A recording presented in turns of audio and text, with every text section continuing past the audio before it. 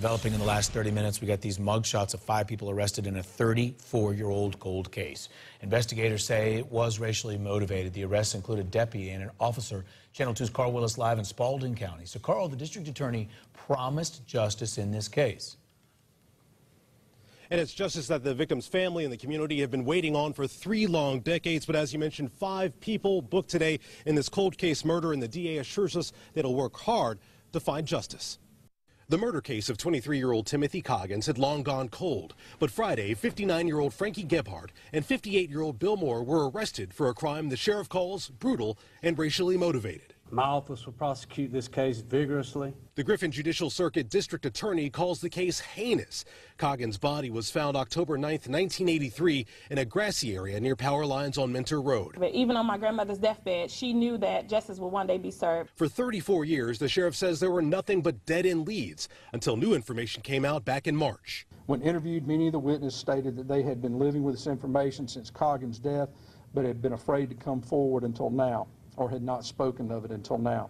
And 2 of the 5 suspects implicated in the case were law enforcement officers, now charged with obstruction. That includes Gregory Huffman, who was charged with violation of oath of office. He is currently, or was as of this morning, employed by the Spalding County Sheriff's Office as a detention officer. He was arrested and was immediately terminated from his position. Lamar Bunn was currently employed with the Milner Police Department. The sheriff says the investigation is not over as the prosecution begins for those responsible for committing the crime and for those who stood in the way of justice. I can assure you that we'll work hard to obtain justice in this case. And a 5th suspect, Sandra Bunn, was also charged with obstruction. Reporting live in Spalding County, Carl Willis, Channel 2 Action News.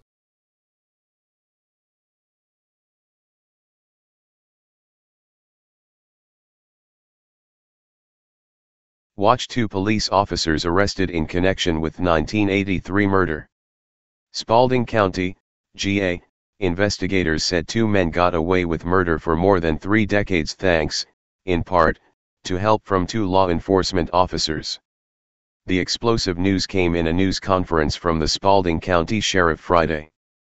The death of Timothy Coggins was no doubt racially motivated, according to Sheriff Darrell Dix.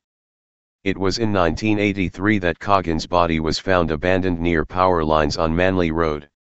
According to the report, Coggins died of multiple forms of trauma.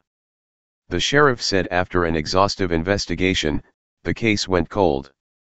A new witness came forward earlier this year, which led to a re-examination of the case. Original witnesses were contacted and re-interviewed.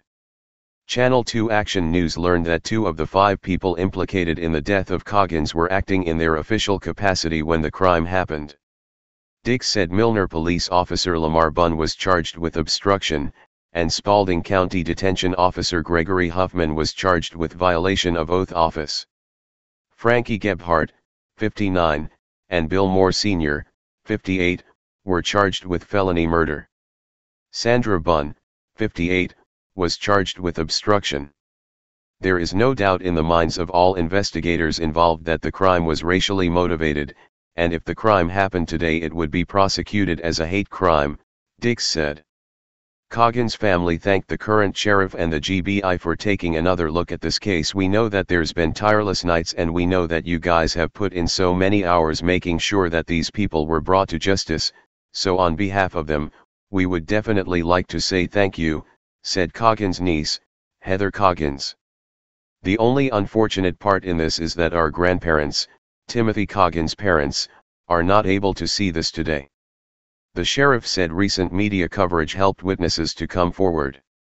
Thanks to the assistance of both local and statewide new media coverage, previously unknown witnesses stepped forward, and when interviewed, many of the witnesses stated that they had been living with this information since Coggins' death but had been afraid to come forward until now or had not spoken of it until now, Dix said. The sheriff said the investigation is not over and that more arrests are expected. Friends of the victim said they thought this day would never come. It worried everybody to death, but we never could find out what was going on, so life just continued to go on, Alton McFarland said. The Coggins family never gave up hope for justice. Even on my grandmother's deathbed she knew that justice would one day be served, said Heather Coggins. So we are eternally grateful and we would like to say thank you. Need a car? Don't forget to stop by carmarshal.com where you can scout through over 100,000 new and used car vehicles. Take a look around. Get you a new affordable car. carmarshal.com. Hey Charlotte County, this is Charlotte County COPWATCH, and I found that I had to make a change this ending on my videos, letting you know about the channel and fair use laws, you know, how we can report on other people's reporting and how it's good, how it's bad, etc. But you guys can look it up yourself. It is legal. It's in there. But like I've told you before, that I've been cut off from making money on YouTube for 4 years. It's really weird, bizarre, but they cut the money off, but they said you can keep the channel, and now YouTube makes all the money. And if you get bored, plug it into Social Blade website, and you'll see that they are making a huge amount off the site. Right now it's at 63 million views, 53,000 subscribers, almost 3 million views a month. You know, trying to wake people up, and I make nothing. In fact, I got a customer that's ex-congressman. He said if I could ever find a lawyer, sue YouTube on it. But because this is nuts, 4 hours a day, and to save America. You know, but at the same time, it's worth it. Look at what our founding fathers did. They died for this country. So, but getting back to the money part, this is why I'm redoing the video. Is my dream of everyone giving $1, and it's going to be $53,000 a year, or if they did Patreon, which you know, can be monthly. That is not working. That'd be great if it did. Nothing is perfect. And I appreciate the people that do donate, you know, what they can on PayPal, and there again, I'm letting you guys know that is not much. Is, you know, monthly is, oh my god. So anyways, yes, you cannot live on it. It's very, very, very low amount. But the dollar things, I do appreciate that. But when I first said everybody give $1, that's not working. I'm just letting you guys know it's, yeah, that's that dream. Everybody gives $1.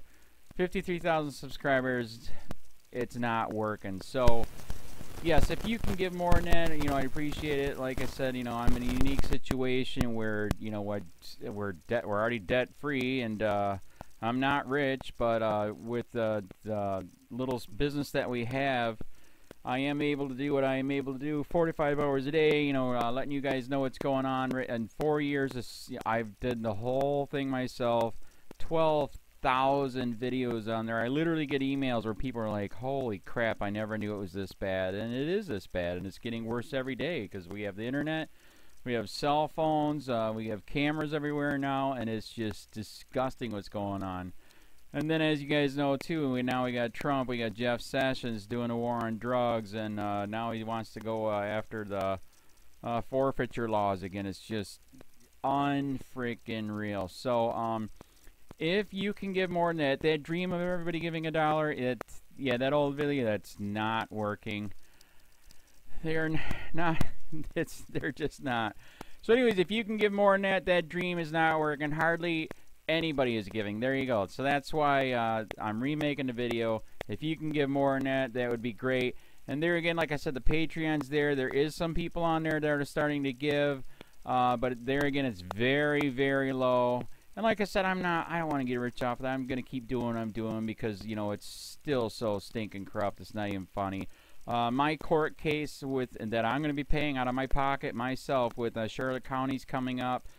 They illegally looked me up and then posted all my information on LEOAFFAIRS website.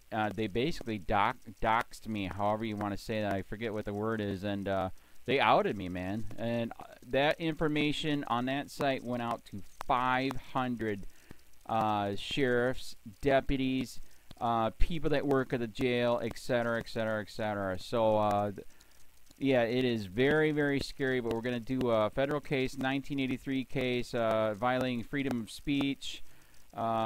We have 17 cameras in the house now. We got 2 cameras in the car. I always carry a camera plus a cell phone. A lot of people are highly recommending I get a vest now. If I could, if the wife would let me, I would run for sheriff. We are trying to push the thing nationwide right now, where just to mix it up and to get the topics out there is register to run for sheriff, NPA, no party affiliation, as a write-in, and that is completely free, and you can participate in the elections. And there's a lot of stuff. We got a guy, James McLinnis in Pinellas County, Tampa, who almost won. He experienced the corruption himself. The story is unbelievable. Look him up. It's mind-blowing what they did. It pissed him off. He is very, very smart. He has way more money than I did. He ran for sheriff at the last 3 months last year in 2016 and almost won. He got all of the black vote. And the reason why he did that is because he ran on, I will not bust, we're in Florida, I will not bust anybody for weed anymore unless it's an ungodly huge amount, like pounds. And then he also ran on no more victimless crimes, no more of this freaking road pirate bull crap. And then he was going to cut the budget by 30%. And when you think about that, you can. If you stop the road pirates, you can get rid of a bunch of people. Gone. So, the wife has been saying, yes, I can, yes, I can't. So I don't know. We're trying to find somebody that can do it because I am busy doing this anyways. But, so I'm making a video, like I said, that $1 a month from everybody, you know, for 53,000 subscribers, that is not working. I'm just letting you guys know. Absolutely give way more than $1 a month. If you can, I appreciate anything. By the way, remember too, when you give that, PayPal takes like freaking 15 to 20%, so it's even worse than that. But, and there again, like I'm letting you guys know, it's way, what I get is very, very low. Appreciate it, but it is very, very low. Can't live on it. I'm just, you know, I'm working, and that's what I'm working on. And that court case is going to cost a buttload of money. That's federal court. Just the filing fees and the depositions that we're going to be doing with this corrupt cop. So there's another reason to give. We are going to be doing a deposition with this very corrupt. He was in a drug squad. He is a bad guy. He's on steroids. We heard steroids are rampant here. That's why their attitude is so bad. And we are going to get him on video, and it will be on YouTube. So that case alone is $5,000 just to bring it to court, and that's my money out of my pocket. So there's another reason to give, and give way more than $1 if you can. So keep that in mind. This is the new video, and I see, God, I talk a lot. It's already 7 minutes, but had to make it just to let you know that $1 a month from everybody is not working. They're not doing it. So if you can give more than that, please. So thanks. Keep it up. Share, like, subscribe, tell your friends, send me your videos on corruption, and I'll post it.